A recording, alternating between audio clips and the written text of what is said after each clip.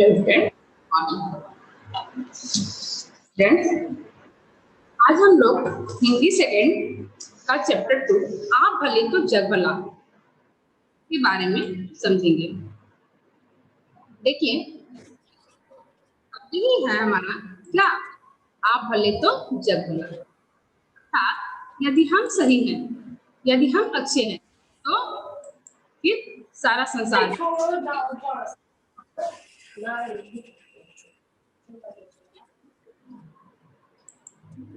यदि हम अच्छे हैं तो सारा संसार भी हमारे लिए अच्छा। ठीक है, यदि हम किसी के साथ अच्छा व्यवहार करेंगे तो फिर सामने वाला भी क्या करेगा, अच्छा व्यवहार करेगा। ये चैप्टर जो है यह आपका श्रीमन नारायण द्वारा लिखित ये लेख है। ये एक सामाजिक लेख है, सामाजिक प्रेरणा देने के लिए। यहाँ से समाज को एक मिलती है, प्रेरणा मिलती है। क्या, तो देखिए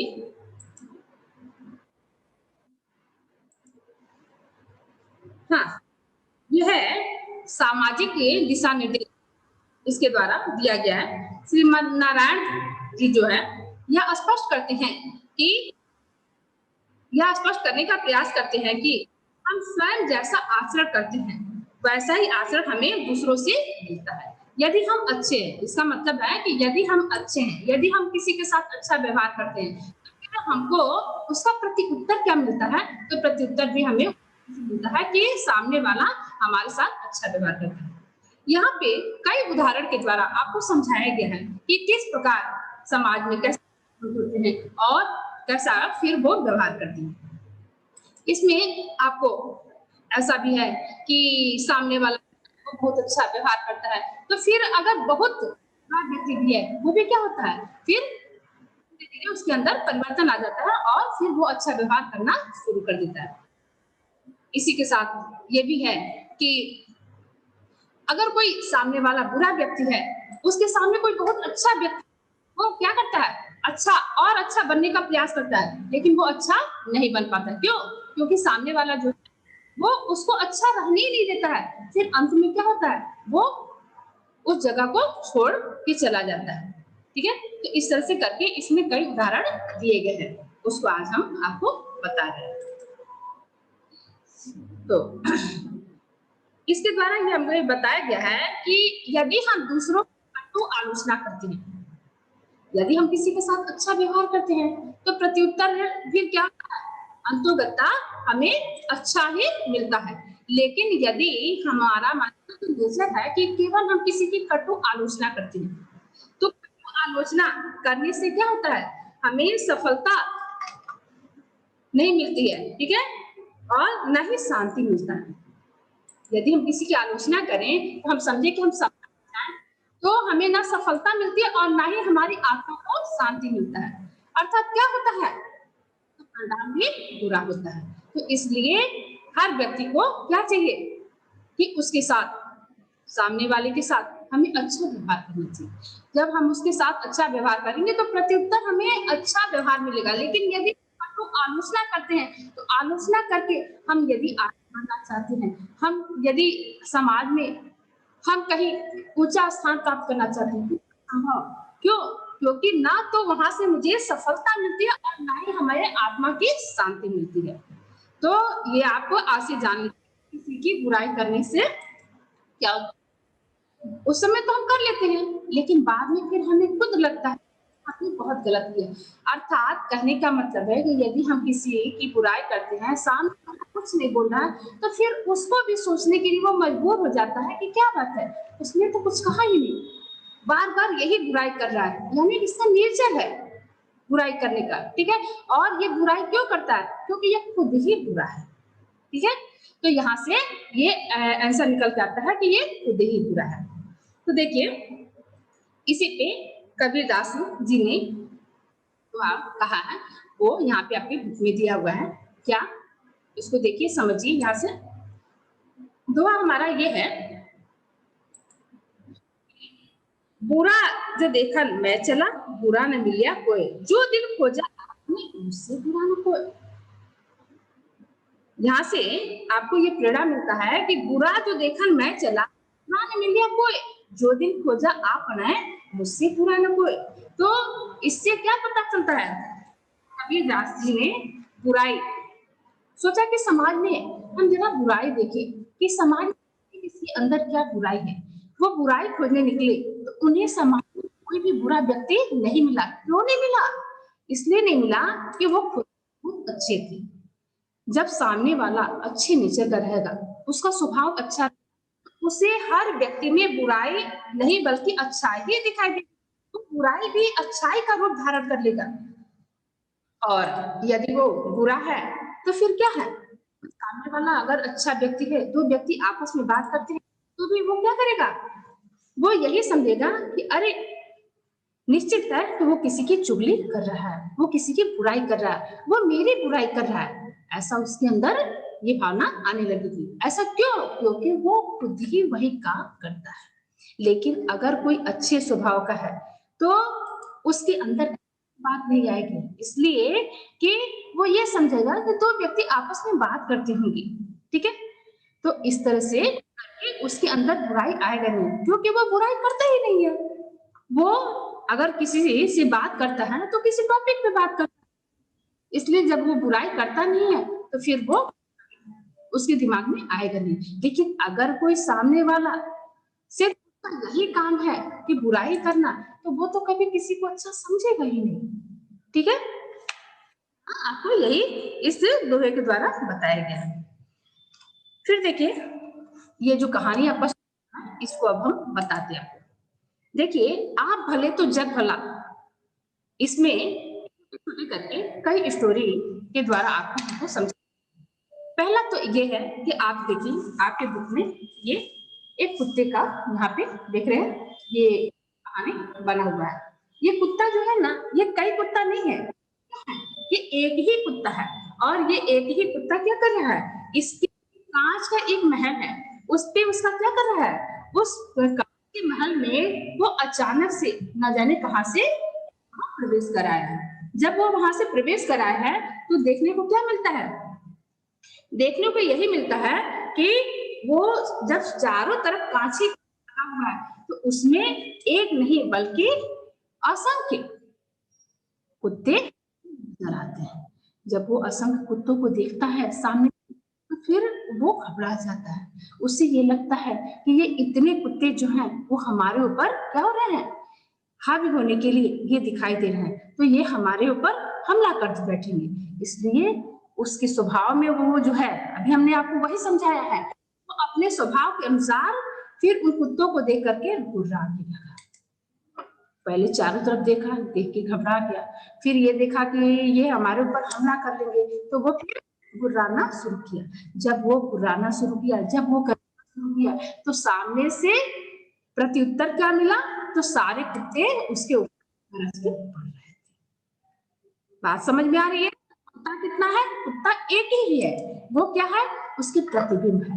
लेकिन वो अपने प्रतिबिंब को ही देख करके क्या समझता है कि ये मैं नहीं बल्कि मेरे जैसे इसमें असंख्य कुत्ते यहाँ पे प्रवेश कर आए और ये हमारे ऊपर हमला कर बैठे हैं। इसलिए उन कुत्तों को देख करके वो क्या करता है? वो घबरा जाता है और घबरा करके वो गुर्राना शुरू करता है। जब वो गुर्राता है तो सामने से उसे प्रत्युत्तर में क्या मिला? तो सारे कुत्ते उसे गुर्राते हुए नजर आए। तो फिर वो क्या करता है? अब वो और तेज तेज भौंकता है। जब वो तेज तेज भौंकता है तो फिर उससे प्रत्युत्तर में क्या मिला? तो सारे कुत्ते और तेज तेज भौंकना शुरू कर दिए। अंतोगत्ता क्या होता है? अंतोगत्वा ये होता है कि इतना तेज तेज वो गुर्राता है और सामने से उसे प्रत्युत्तर में वही चीज मिलता है कि लास्ट में वो बस खा करके गिर जाता है, ठीक है, बेहोश हो जाता है। फिर थोड़ी देर बाद क्या देखने को मिलता है? थोड़ी देर बाद ये देखने को मिलता है एक दूसरा कुत्ता फिर उसी महल में अचानक से न जाने कहां से प्रवेश कराया, ठीक है। और उसका स्वभाव इससे ठीक विपरीत था। उसका क्या स्वभाव था? उसका स्वभाव ये था कि वो पहले क्या किया? उस महल में चारों तरफ घूम के देखा। देखा तो क्या देखा?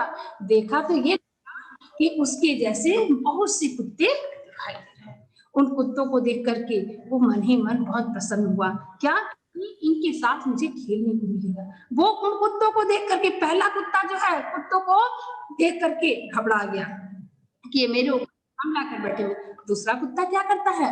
उसका स्वभाव उससे विपरीत है। वो ये समझता है कि मुझे आज इनके साथ खेलने का अच्छा मौका मिल रहा है, क्योंकि उसका स्वभाव उससे विपरीत है। फिर वो क्या करता है? चारों तरफ देख करके फिर इतना खुश होता है कि फिर उस कांच के महल में वो एक तरफ अपना हिलाना शुरू करता है।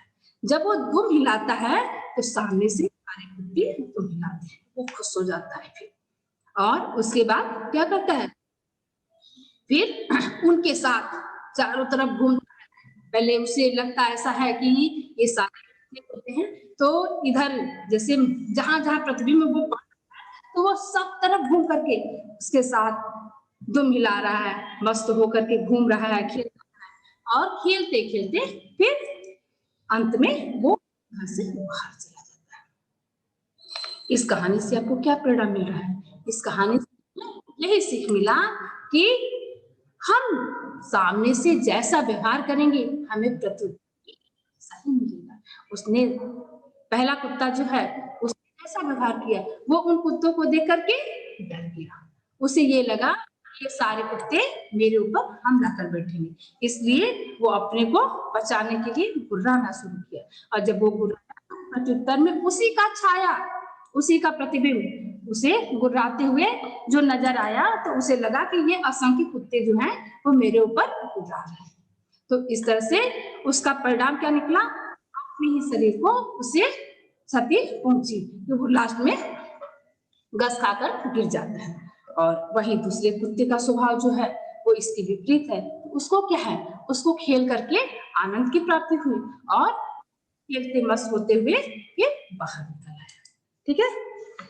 इसी तरह से ये जो आपका श्रीमन नारायण जी हैं, ये आपको हमको बताते हैं। कहानी तो ये हुआ, दूसरा ये बताते हैं अपने मित्र के बारे में। अपने मित्र के बारे में बताते हैं कि मेरे मित्र ऐसे स्वभाव के हैं कि उनका तुलना यदि मैं इन कुत्तों से करूं तो ये उनके लिए क्या होगा? ये अपमान की बात है।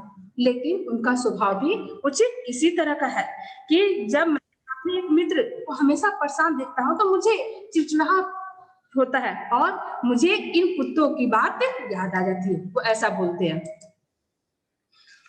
और कहते हैं कि उनका इंसान इन भौंकने वाले कुत्तों से दूर, तो ये असली की बात होगी। ठीक है? तो कुछ जरूर इससे, लेकिन वो अगर चाहे तो इससे सीख ले सकते हैं। उनके मन में ऐसा ख्याल आता है कि यदि वो चाहे इन कुत्तों से सीख ले सकते हैं। हो सकता है कि उनके जीवन में कुछ परिवर्तन आ जाए, लेकिन उनसे ये कहना, ये चीज उनके दिमाग में आता है। तो दुनिया कांच की महल जैसी है। कहने का मतलब ये है कि ये दुनिया एक कांच की महल है। ये तो हमने आपको एक कुत्ते का उदाहरण दिया, लेकिन अब आपको हम बता रहे हैं कि ये दुनिया एक कांच की महल है। अर्थात जैसा प्रतिबिंब मेरा पड़ेगा, वैसा ही प्रत्युत्तर हमको मिलेगा। जैसा प्रतिबिंब पड़ेगा वैसा प्रत्युत्तर मिलेगा। इसका मतलब ये हुआ कि हम जैसा व्यवहार करेंगे, हमको सामने से वैसा ही प्रत्युत्तर मिलेगा। यदि कोई व्यक्ति बहुत बुरा है लेकिन हमारा व्यवहार बहुत अच्छा है, हम हमेशा उसके साथ अच्छा व्यवहार करते हैं, तो फिर उसके अंदर क्या होगा? वो परिवर्तन आएगा। एक दिन ना एक उसके अंदर परिवर्तन आएगा। देखिए, उनका जो उनके मित्र थे, उनका काम क्या था? उनकी कहानी यहाँ पे बताया गया है कि वो हमेशा क्या करते थे? लोगों के दोषों को निकालने का काम करते थे। उनका एक ये स्वभाव हो गया था कि वो दूसरे की कमियों को, दोषों को निकालने का काम करते थे। वो अपने कभी झांक कर नहीं देखते थे। अभी हमने कबीर का दोहा आपको बताया कि बुरा जो देखन मैं चला, बुरा न मिलिया कोई, जो दिल खोजा मैं मुझसे बुरा ना कोई। तो कबीर को बुरा व्यक्ति नहीं मिला। जब कबीर को बुरा व्यक्ति नहीं मिला तो उन्होंने क्या किया? फिर वो देखे कि जब समाज में कहीं बुराई नहीं है तो कहीं हम देखे कहीं मेरे अंदर तो नहीं है। तो जब वो अपने अंतर में, अपने दिल में अपने अंतःकरण में उन्होंने झांका तो उन्हें क्या लगा? तब उन्हें लगा अरे बुराई तो मेरे ही अंदर है। ठीक है?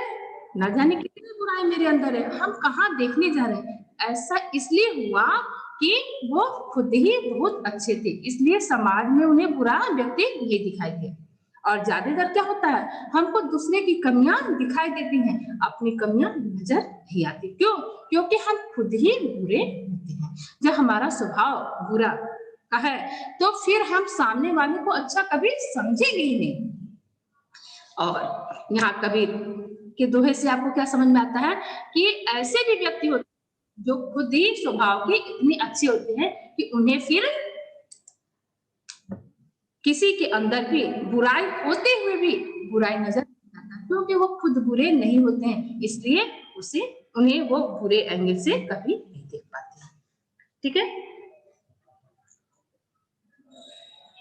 तो यहाँ पे ये बताया गया है कि दुनिया भी आपसे नम्रता और प्रेम का व्यवहार तभी करेगी जब सामने से आप उनके साथ नम्रता व प्रेम का व्यवहार करेंगे। यदि आप बार बार किसी की आलोचना करते हैं, किसी को नीचा दिखाने का काम करते हैं, तो एक न एक दिन क्या होगा, वो व्यक्ति भी आपको प्रत्युत्तर में फिर क्या होगा, उसी तरह का काम करते हुए आपको मिलेगा।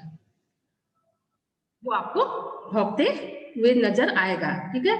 आपकी ओर गुस्से से वो दौड़ेगा। आपके अंदर की जो बुराई है, फिर वो उसके अंदर भी क्या होगा, आपके प्रति, ये नहीं है कि सबके प्रति, आपके प्रति उसके अंदर बुराई आएगा। तो इसलिए हमको ये चाहिए कि हमें में कोई हमारा इज्जत करे, कोई हमारा सम्मान करे, तो सबसे पहले सम्मान पाने के लिए, इज्जत पाने के लिए हमें दूसरों का इज्जत करना होगा। यहाँ छोटे और बड़े की बात नहीं है, यहाँ बस ये है कि हम मानव हैं तो हमारा मानवता का धर्म है, अर्थात हम चाहे छोटे बच्चे से या बड़े से, हम जैसा व्यवहार करेंगे प्रत्युत्तर में हमें वैसा ही व्यवहार मिलेगा। देखिए, इसी पर एक कहानी और वो बताते हैं आपके श्रीमन नारायण जी। कहते हैं, अमेरिका के मशहूर नेता अब्राहम लिंकन से किसी ने एक बार पूछा, आपकी सफलता का सबसे बड़ा रहस्य क्या है? अमेरिका के मशहूर नेता अब्राहम लिंकन से किसी ने एक बार पूछा कि आपकी सफलता का रहस्य क्या है? तो उन्होंने मुस्कुरा करके और क्या किया, और छोटे से शब्द में कहा कि मैं किसी के बारे में क्या करता हूँ, कि अचानक नुक्ताचीनी करना, आलोचना करना, ये हमारी आदत नहीं है। बात समझ में आ रहा है? छोटी बात में बहुत बड़े-बड़े शब्द है। कह रहे हैं कि मैं अचानक से किसी का, दूसरे का क्या है, उनके नुक्ताचीनी करना, उनकी आलोचना करना, उनका दिल दुखाना, ये मेरा काम नहीं है। अभी श्रीमन नारायण जी अपने मित्र के बारे में बता रहे थे कि उनकी खास गलती यही है, क्या करते हैं, वो स्वयं को हमेशा अच्छा मानते हैं, उनको दूसरे में बुराई दिखाई देता है, अपने अंदर की बुराई नहीं दिखाई देता है। ठीक है? और अभी हमने जो अमेरिका नेता अब्राहम लिंकन के बारे में बताया, तो वो कह रहे हैं कि मैं अनावश्यक दूसरों की आलोचना कर, नुक्ताचीनी करना, ये मेरा काम नहीं है। दूसरों की आलोचना करके उनका दिल दुखाना, ये मेरा काम नहीं है। इस तरह से क्या होता है, वो अपने स्वयं भी शीतलता को प्राप्त करते हैं और दूसरे को भी क्या करते हैं, शीतलता देते हैं। इसी से कहा गया कि अपने व्यवहार में नम्रता लाइए, अपने व्यवहार में शीतलता लाइए। जब हम सामने वाले से अच्छा व्यवहार करेंगे तो क्या होगा, उससे हमारी आत्मा को शीतलता तो मिलेगा ही, साथ में क्या होगा, दूसरे के दिल में हम जगह भी बनाएंगे। ठीक है? कि वो उसके दिल में मेरा स्थान बनेगा, बहुत अच्छा आदमी है, सबके साथ अच्छा व्यवहार करता है। इसलिए पहला क्या है, पहला धन क्या है, तो अपने व्यवहार में हम क्या करें, कुछ मिठास लाएं, दूसरों की नुक्ताचीनी करना बंद करें। दूसरों की आलोचना करना बंद करें। यदि आलोचना करना है तो अपने अंतःकरण में देखिए, अपने अंदर की बुराई को देखिए, अपनी आलोचना हम स्वयं करें। जब हम अपने अंतःकरण में झांक करके अपनी बुराई को हम दूर कर लेंगे, तो फिर दूसरे की बुराई करने को की कोई जरूरत नहीं है। इसी पे मुझे याद आता है एक दोहा कि निंदक नियरे राखिए आंगन कुटीर छवार, बिन पानी साबुन बिना निर्मल हुए सुजाए। कि जो व्यक्ति अच्छा होता है, यदि सामने वाला बहुत बुरा है, उसकी बुराई ही बुराई करता है हमेशा, तब भी वो क्या करता है, यदि वो अच्छे स्वभाव का है तो उस बुराई पे कभी भी वो गुस्सा नहीं होगा, कभी भी वो उत्तेजित नहीं होगा। क्यों? क्योंकि कबीर का ही ये दोहा है। कबीर ने क्या समझाया हमको, आपको कि अगर कोई हमारी बुराई करता है तो हमें उत्तेजित नहीं, ये तो बहुत खुशी की बात है। बुराई कौन करेगा? क्योंकि अपनी कमी तो हमको आपको दिखाई नहीं देती है, लेकिन जो व्यक्ति अच्छा है वो क्या करता है, निंदक नियरे राखिए, वो हमेशा अपने आसपास क्या करता है, अपने निंदक को रखना चाहता है। और यही होना चाहिए कि निंदक को अपने करीब रहने देना चाहिए। तो वो बहुत बड़ा काम करता है हमारा, हमारे आपके देखने में वो बुराई नहीं। अगर हम अच्छे नेचर हैं तो बुराई नहीं है, हमारी कमी को वो हमारा सबसे बड़ा हितैषी है, मित्र है। निंदक नियरे राखिए आंगन कुटीर छवार, निंदक को हमेशा अपने इर्द गिर्द रखना चाहिए, अपने आंगन में कुटी बना करके रखना चाहिए। इसका मतलब ये है कि आंगन कुटीर छवाए का मतलब कि अपने आस-पास हमेशा उसको रहने देना चाहिए। क्यों? बिन पानी साबुन बिना निर्मल करें। हम आप क्या करते हैं, अपने शरीर की सफाई कैसे करते हैं? हम नहा करके फिर अपने शरीर की सफाई अगर केवल पानी से नहा लें तो उससे हमको संतुष्टि, बल्कि क्या करते हैं, आप शैम्पू लगाते हैं, आप साबुन लगाते हैं, आप लोशन लगाते हैं, जैसे जैसे समझ में आता है वहां से आप अपने शरीर की सफाई करते हैं। शरीर की सफाई करते हैं, केवल बाहर शरीर की सफाई करते हैं, अंतःकरण का कहाँ करते हैं आप। लेकिन यदि निंदक जो है, जिसे हम बुरा समझ रहे हैं, वो मेरे लिए देखिए कितना बड़ा काम करता है, वो मेरे अंतःकरण की, मेरे बुराई को दूर करता है। अर्थात कैसे? वो बार-बार हमारी कमियों को करता है, हमें संकेत करता है, हम उसकी तरफ, यदि हम अच्छे स्वभाव के, उस संकेत को हम स्वीकार करेंगे और उस कमी को दूर करने का प्रयास करेंगे। जो हमारे अंदर बुराई है, हम क्या करते हैं, हम बात-बात में, हमें नहीं पता चलता है, क्यों? क्योंकि अपनी बुराई तो दिखाई नहीं देती है, हमें नहीं पता चलता कि हमारा स्वभाव कैसा, लेकिन वो बताता है कि तुम्हारे स्वभाव में क्या, वो तो करता है मेरी बुराई, इसीलिए कहा गया है निंदक। लेकिन उस बुराई में वो मेरे लिए कितना बड़ा काम करता है कि उस पे वो ध्यान कर देना। जो अच्छा व्यक्ति, जो अच्छे स्वभाव का व्यक्ति होता है, वो बुरा नहीं मानता है, वो क्या करता है, उस पे हमको, आपको क्या करना चाहिए, ध्यान देना चाहिए और अपने अंदर से उस बुराई को जड़ से निकाल फेंकना चाहिए। इसलिए हमें ना पानी की जरूरत है, ना साबुन, शैम्पू, लोशन की जरूरत है। तो इस तरह से वो मेरे अंतःकरण की सफाई के लिए वो बहुत बड़ा काम करता है। बाहर सफाई तो हम आप कर लेते हैं, लेकिन अपने अंतःकरण की सफाई हम कहाँ कर पाते हैं? और अंतःकरण की सफाई तभी संभव है जो हम आपको अभी, कबीर का दोहा कि यदि सामने वाला हमारी बुराई करता है तो हमें कभी उत्तेजित नहीं होना चाहिए, हमें गुस्सा नहीं दिखाना चाहिए, बल्कि मुस्कुराना चाहिए और अपनी उस कमी को खोजने का प्रयास करना चाहिए कि सामने वाला आखिर बोला कहाँ से है, तो हमारे अंदर वो कमी है, तो उस कमी को टटोलिए, उस कमी को दूर करने का प्रयास करिए। ठीक है? तो यहाँ पे अमेरिका के मशहूर नेता अब्राहम लिंकन का जो उदाहरण मैंने दिया, वो क्या करते थे, वो यही करते थे कि दूसरों का नुक्ताचीनी करना उनका काम नहीं था, बल्कि वो दूसरों की आलोचना करना बुरी बात मानते थे, किसी का दिल दुखाना वो बुरी बात मानते थे, इसलिए वो जीवन में क्या होते थे, सफल। और इनके मित्र की खास गलती क्या थी, श्रीमन नारायण जी के मित्र की खास गलती क्या थी, वो अपने अंतःकरण में अपनी बुराई को नहीं देखते थे, बल्कि सामने वाले की बुराई को वो देखते थे। उनके वहां एक नौकर काम करता था। तो यदि कभी कोई अच्छा काम किया, कभी वो अच्छा खाना, उनका रसोइया था, कभी वो अच्छा खाना बनाया तो उस पे वो प्रशंसा नहीं करते। तो अगर हम बुराई करते हैं तो हमें प्रशंसा भी तो करना चाहिए। तो प्रशंसा करना ये उनके नेचर में था, उससे उसका दिमाग चढ़ जाएगा, इसलिए उसकी प्रशंसा नहीं करना चाहिए। हाँ, बुराई करना चाहिए, बुराई करने से उसके अंदर की बुराई जो है वो अपना दूर करेगा। तो आप अपने अंदर की भी तो बुराई को दूर करिए। हमने तो पहले बताया ये चीज कि आप अपने अंदर की भी बुराई को दूर करने का प्रयास कीजिए। ठीक है, इसी पे देखिए एक और कबीर का दोहा इसी तरह से मिलता हुआ है। क्या है? निंदक बाबा वीर हमारा, बिनही कौड़ी बहे बिचारा, आपन डूबे और को तारे, ऐसा और तारे।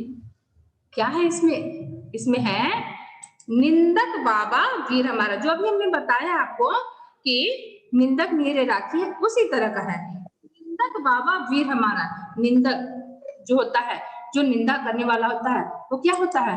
वो बहुत हमारे लिए बड़ा काम करता है। क्या करता है? बिना ही कौड़ी भाई विचार, वो हमसे पैसा भी लेता है। कौड़ी का मतलब यहाँ पैसा से कुछ नहीं लेता है, लेकिन उसके बाद भी हमारे लिए निरंतर काम करता है, अच्छा काम करता है। क्या करता है अच्छा काम? तो हमारे अंतःकरण की बुराई को खोजने का काम करता है। ठीक है, आपन डूबे और उतारे, वो क्या करता है? अपने अंतःकरण की बुराई को नहीं देखता है, आपन डूबे और उतारे, अर्थात क्या करता है? अपनी बुराई करके अपने अंदर बुरा गुण अवगुण पैदा कर रहा है, लेकिन और बता रहे अर्थात दूसरे की बुराई को वो दूर करने का प्रयास करता है। तो जो अच्छा व्यक्ति है वो उस चीज को समझ पाता है। ठीक है, आपन डूबे और उतारे, अर्थात खुद बुराई करके स्वयं अपने को डुबाता है, अर्थात अपने अंदर अवगुण करता है, लेकिन सामने वाले के अंदर क्या करता है? उसके अंदर गुण भरता है, उसके अवगुण को दूर करने का पूरा पूरा प्रयास करता है। और जो अच्छा व्यक्ति है वो क्या करता है? उसका लाभ उठाता है। ऐसा प्रीतम पार उतारे, वो हमारे लिए क्या करता है? एक प्रीतम है जो हमको क्या करता है? उस अवगुण से पार करता है, अर्थात मेरा आपका उद्धार करता है। ठीक है, एक बार हरिश्चंद्र की भी कहानी है। राम ने भी सीता को जो वन में भेजा था उसमें भी यही चीज था। तो इस तरह से क्या है, वो अपने अंदर, अब पहले के राजा लोग होते भी थे इसी तरह से कि अपने जो अच्छे राजा होते थे, जो ऐसे हैं बस राजा बन गए हैं, उनकी प्रशंसा में हमेशा रहे। ठीक है, लेकिन जो अच्छे राजा होते थे वो क्या करते थे? वो झूठी प्रशंसा में नहीं विश्वास करते थे, वो जानते थे कि सामने से मेरी बुराई कौन करेगा, इसलिए वो लोग रात में वेश बदल करके और निकल जाते थे। और निकल के क्या करते थे? यही काम करते थे जो आपको हम बता रहे हैं कि निकल करके वो ये जानने की कोशिश करते थे कि लोग जगह जगह बैठ करके अपनी बात करते होंगे कि हमारा राजा, और वो जानने का काम करते थे। तो लोग क्या करते थे? राजा की प्रशंसा करते थे, बहुत राजा की बुराई करते थे, और जो अच्छे राजा थे वो वहीं से अपने अंदर के उस कमी को दूर करने का प्रयास करते थे। एक कहानी आपको बताते, इसी पर मुझे याद आता कि शायद हरिशन की नहीं, हरिशन की कहानी है, ये बुद्ध का ही है अपना। तो एक बार क्या हुआ था कि एक राजा निकले और वो देखे कि मतलब नगर में आपका जो है बैर जो था, ये एक जगह गए, बहुत भूखे मतलब हैं, और किसी ने स्वागत करके उन्हें बैर खिलाया। तो बैर खिलाया, उसके बाद से फिर वो बोला कि मतलब राजा भाई बैर ये खट्टे हैं। तो ऊपर पैर खट्टे हैं तो क्यों खट्टे हैं? तो निश्चित है कि वहां कर नहीं, पहले बैर बहुत मीठा था, तो बैर मीठा था तो इसका मतलब ये हुआ कि यहाँ का राजा जो है बहुत अच्छा है। राजा ने खुद ही इस चीज को कि वहां से जाना, हाँ, कि राजा यहाँ के बहुत अच्छे हैं, अच्छे से काम करते थे, प्रजा की देख रेख करते हैं, तो इसी से यहाँ का बैर भी मीठा है। तो इसके वजह से राजा अपने अंदर वो अवगुण पैदा किया, बुराई करना शुरू किए और फिर निकले अपना, फिर गए, फिर उसके बाद से बैर खाए, उसके बाद से फिर बैर खट्टी निकली। तो फिर जो ऋषि थे, ऋषि के आश्रम में गए थे, वहीं पे उन्हें मिला था। तो वहीं से जानकारी मिला कि यहाँ के राजा अच्छे हैं। राजा ने खुद वेश बदल के उस ऋषि के आश्रम में गया और बैर खाने को मिला, तो फिर वो बताया जब मीठे हैं, राजा बहुत अच्छा है जिससे बैर अच्छे हैं, मीठे हैं। लेकिन राजा ने फिर अपने अंदर अवगुण पैदा किया, अवगुण पैदा करके उसके बाद से फिर वो गए, फिर उन्हें बैर मिला खाने के लिए, फिर उन्होंने बताया कि बैर यहाँ का खट्टा है। तो बाकी यहाँ का उसके अंदर अब अवगुण आ गए हैं। तो राजा को समझ में आया कि ये बैर अर्थात वहां से मीठे और खट्टे का क्या कनेक्शन है। इस साधु का इशारा वो समझ गए कि वहां से वो प्रेरणा लिए और अपने अंदर की बुराई, क्योंकि उनके अंदर तो बुराई था नहीं, वो तो केवल बस एक परखने के लिए ऐसा काम किए थे। और फिर आपको और कहानी बताते हैं इसी पर, क्या है, हाँ ये देखिए, वो अपनी गलती को स्वीकार किए वहां से और उस बुराई से फिर राजा बाहर निकले। एक बार की और बात आपको बता रहे हैं कि सरदार पृथ्वी सिंह ने हिंसा का मार्ग त्याग कर अपने को बापू के सामने अर्पण किया। एक बार सरदार पृथ्वी सिंह ने क्या थे, वो उनका अहिंसा करना, हिंसा करना ही उनका काम था। तो वो एक बार क्या किए, हिंसा का मार्ग त्याग करके बापू के सामने अपने को अर्पण किया।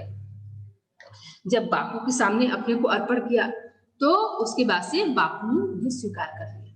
उसके बाद से कुछ दिन बाद वो बापू से फिर मिले, तो बापू बोले कि एक बार आश्रम में आकर के थोड़ा रहो अपना। उसे आश्चर्य हुआ कि भाई क्यों वो कह रहे हैं आश्रम में आके रहने के लिए, तो क्यों, क्योंकि सबका अलग अलग तरीका होता है परखने का। तो बापू मतलब महात्मा गांधी, तो वो हिंसा का मार्ग अपनाया हुआ था। और गांधी के विषय में आप भी जानते हैं कि गांधी जो थे अहिंसा के पुजारी थे। तो उस अहिंसा को उसके अंदर भरने के लिए क्या वो सचमुच बदल गया है, उसको परखने के लिए, उसकी हिंसा के मार्ग को परखने के लिए कि वो हिंसा कर रहा है, अहिंसा अपनाए। फिर उस परीक्षा के लिए उन्होंने कहा कि मेरे आश्रम में, कि बापू आप आश्रम में आने के लिए क्यों कह रहे हैं, क्योंकि बापू ने उसके पर पूरा विश्वास नहीं किया।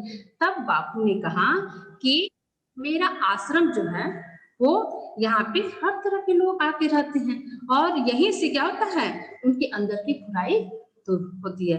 अर्थात कहने का मतलब है कि उन सबको एक साथ रखने में मैं सीमेंट का काम करता हूँ।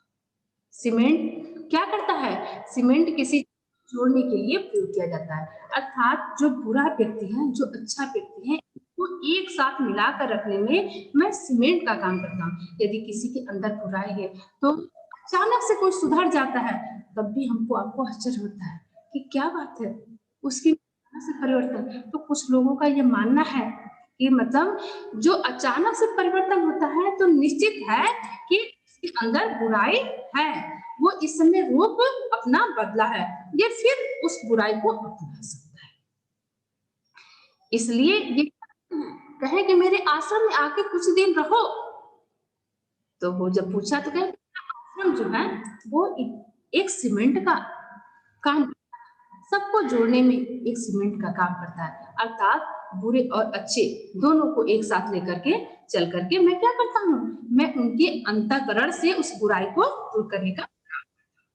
तो पृथ्वी सिंह ने मुस्कुराकर कहा, आगे की कहानी यहाँ कहने की जरूरत नहीं है, ठीक है। मुस्कुरा करके वो समझ गया कि बापूजी मैंने समझ लिया कि आप क्या करते हैं। अर्थात आप प्रेम और सहानुभूति से कितने ही व्यक्तियों को एक साथ जोड़ने का काम किए। तो आप उसकी आलोचना करते हैं, कटु आलोचना करते हैं, लेकिन कैसे, हंस करके, चुटकियां बजा करके।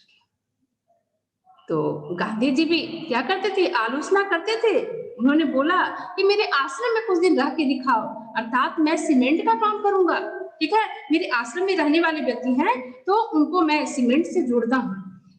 अर्थात कहने का यहाँ क्या आशय आपको समझ में आया कि उसका अचानक से वो बदला है, आखिर उसके में सही परिवर्तन आ गया है, क्योंकि वो हिंसा के मार्ग पर चलता था और अहिंसा का उनकी शरण में आया, उनके पैर पड़ा कि मैं आज से सुधर गया। अब कैसे विश्वास किया जाए? इसलिए वो बोले कि कुछ दिन मेरे आश्रम में, क्योंकि अगर उसके अंदर बुराई है तो वो तो सामने आएगा ही। उसके बाद से जब वो ये बात समझ गया तो वो मुस्कुरा करके जब बोला, तो तब वो बात समझ गया और कहा कि मैं समझ गया कि आप प्रेम और सहानुभूति से क्या करते हैं, कितने ही व्यक्तियों को जोड़े हैं, उनकी आलोचना करते हैं, लेकिन हंस करके, चुटकियां बजा करके करते हैं ना? तो सबका अपना तरीका होता है कि कैसे किसी को मार्ग पे लाना है। कुछ लोगों का यह मानना है कि बुराई करके ही हम किसी के अंदर अच्छाई भर सकते हैं, ठीक है। कुछ लोगों का मानना है कि वो उसकी बुराई करके अपने को ऊंचा स्थान प्राप्त करे, लेकिन सबका तरीका अलग होता है। और गांधी जी का क्या था, अहिंसा के पुजारी थे। उस अहिंसा के द्वारा कितने लोगों ने इनकी आलोचना भी किया कि ये अहिंसा के मार्ग को अपना करके कैसे वे, मतलब जब हमारा देश पड़ता था, अहिंसा के मार्ग को अपना करके कैसे परिवर्तन लाया जा सकता है। लेकिन उन्होंने ये सिद्ध भी कर दिया कि अहिंसा के मार्ग को ला करके कैसे, देखिए कितना बड़ा परिवर्तन आया, कैसे हमारे पूर्वज जो हैं वो इस चीज को झेले, तब जाके हमको आपको स्वतंत्रता मिली थी, ठीक है। तो आप भले तो जग भला, यदि हम अच्छे हैं तो सामने वाले को भी फिर क्या होगा, समर्पण करना पड़ेगा। इसी और भी आपको एक कहानी यहाँ बता रहे हैं, लास्ट में आपका दिया है, अमेरिका के मशहूर लेखक इमर्सन की एक, वहां अमेरिका के मशहूर नेता थे, ठीक है, और यहाँ है अमेरिका के मशहूर लेखक, इनकी एक कहानी आपको बता रहे हैं कि इन्हें गाय पालने का बहुत शौक था। और एक बार क्या हुआ, तो अचानक से आंधी आई और अब उसके बाद पानी आने की चांस थी। तो गाय पालने का शौक था, तो गाय थी, गाय के कुछ बछड़े थे, ये सब थोड़ा सा जैसे मान लीजिए गौशाला होता है, तो खुले मैदान में फिर उनके घर के सामने थे अपना। फिर वो जब देखे कि इस तरह से मौसम बिगड़ा हुआ है, तो उनको फिर उनके गौशाला में ले जाने का काम कर रहे थे। धीरे धीरे सारी गाय बछड़े चले गए, लेकिन एक जो था बछड़ा वो नहीं जा रहा था। जब नहीं जा रहा था तो वो क्या किए, उसे उसकी रस्सी पकड़ के खींचने का काम किया। वो और उनका एक लड़का था, अमेरिका के जो इमर्सन लेखक थे, तो वो और उनका लड़का उसे जोर जोर से पकड़ने का काम किया, खींचने का काम किया, और जितना ये खींचते जा रहे थे उतना ही वो बछड़ा क्या है, पीछे हटता जा रहा था। तो फिर वो अंदर से एकदम झल्ला गए कि ये क्या कर रहा है, उसको मारने का भी काम किया, लेकिन वो बछड़ा जाने का नाम ही नहीं लिया। उस पे क्या हुआ, उस पे फिर उनके घर एक काम करने वाली नौकरानी थी। नौकरानी ने आया, देखा सारी स्थिति को, वो पढ़ी लिखी नहीं थी, लेकिन प्यार प्रेम की भाषा वो जानती थी। उसने धीरे से उस बछड़े के मुंह में अपनी एक उंगली डाल दी, एक अंगूठा डाल दिया अपना, और डाली तो वो चूसने लगा, और चूसने के बाद से फिर वो उसे, जब वो चूसने लगा तो वो उसे सहलाई, और सहलाने के बाद से उसे धीरे धीरे प्यार से अपने तरफ उसको खींचने लगी, बढ़ने लगी। जैसे जैसे वो ऐसे तैसे बछड़ा भी फिर उस रास्ते पे चलने लगा, और बहुत प्रेम से उस बछड़े को फिर उस गौशाला में वो पहुंचा दिया। यहाँ से क्या आपको, हमने भी आपको बताया कि अमेरिका के मशहूर लेखक, अर्थात वो पढ़े लिखे व्यक्ति थे, और वहां से वो इस तरह का काम कर रहे थे। उसके अंदर मतलब वो अपनी जिद पे थे कि उसको हम अपनी भाषा में समझाएंगे और उसे लेके जाके, लेकिन ये पढ़ी लिखी नहीं थी। तो अर्थात कहने का मतलब यहाँ ये है कि जानवर भी क्या है, प्रेम की भाषा जानते हैं। तो जब जानवर प्रेम की भाषा जानते हैं तो इंसान क्यों नहीं समझेगा, इंसान भी तो समझेगा। अर्थात हम इसको प्रेम से जो जीत लेंगे, वो हम कटु भाषा के द्वारा, हम किसी की आलोचना करके, हम किसी की बुराई करके, हम किसी पे झल्ला कर गुस्सा करके उसको जीतने का काम करेंगे तो कभी भी हम जीतने में सफल नहीं होंगे। अर्थात जब जानवर इस चीज को समझ सकता है कि आप भले तो जग भला, वो औरत जो थी, वो नौकरानी जो थी, वो अच्छी थी, वो अच्छा व्यवहार की, तो फिर बछड़ा भी उसके साथ अच्छा व्यवहार की। और ये लेखक जो थे, लेखक का बेटा जो था, वो क्या कर रहा था, उसके व्यवहार में कटुता थी, वो जबरदस्ती खींचने का काम कर रहे थे, जिसकी वजह से बछड़ा भी ठीक विपरीत दिशा में जा रहा था और जाने का नाम नहीं ले रहा था। तो यहाँ आपको हमको इस कहानी के द्वारा यही बताया गया है कि जानवर भी वो प्रेम की, प्यार की भाषा को समझता है, तो इंसान निश्चित है कि इस बात को समझ सकता है। इस तरह से हमें यहाँ से, इसी तरह से आपको एक और कहानी हम बताते हैं कि ग्रीस के महान संत सुकरात ने एक बड़े ही पते की बात कहा है। क्या कहा है, जो मनुष्य मूर्ख है और जानता है कि वह मूर्ख है, वह ज्ञानी है।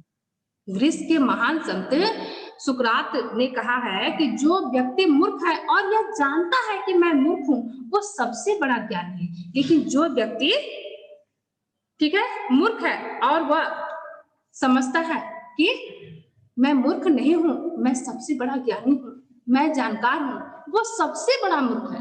अर्थात अपने को झुक करके अपने अंदर मूर्खता को वो स्वीकार कर रहा है कि मैं मूर्ख हूं, अपनी गलती को स्वीकार कर रहे हैं, हम अपनी चीज को कर रहे हैं, तो वो सबसे बड़ा ज्ञानी है। क्यों? क्योंकि फिर वो वहां पे समझा करके वहां से सीखने का काम करेगा। लेकिन जो व्यक्ति मूर्ख है और अपने को मूर्ख नहीं मानता है, वो ये मानता है कि मैं सबसे बड़ा ज्ञानी हूँ, वो महामूर्ख होता है। ठीक है, आपको समझ में आया? तो आपको हम तब से यही समझाने कर रहे हैं कि आप भले तो जग भलाए, यदि हम अच्छे हैं, यदि हमारा व्यवहार अच्छा है, तो सामने से हमें प्रत्युत्तर क्या मिलेगा, हमें उसका प्रत्युत्तर भी वही मिलेगा कि सामने वाला हमारे साथ अच्छा व्यवहार करेगा। लेकिन हम अच्छे नहीं हैं, हमारे अंतःकरण में बुराई है, हम केवल दूसरे की बुराई को खोजने का काम करते हैं, तो एक न एक दिन वो सामने वाला भी क्या करेगा, हमारे पर झल्लाएगा, हमारे पर उत्तेजित होगा, हमारी बातों को वो नहीं मानने को तैयार होगा। अभी हमने आपको बछड़े का जो उदाहरण दिया, बछड़ा क्या कर रहा था, उस लेखक की बात को नहीं समझ रहा है, बल्कि ठीक विपरीत दिशा में जा रहा है। वही काम इंसान भी करता है। ठीक है, तो आपको ये कहानी अच्छे से समझ में आ गया होगा। और अब इसके बाद किसी को कोई डाउट हो तो आप उसको पूछ सकते हैं, क्योंकि आपका टाइम भी अब धीरे धीरे ओवर हो रहा है। डाउट है?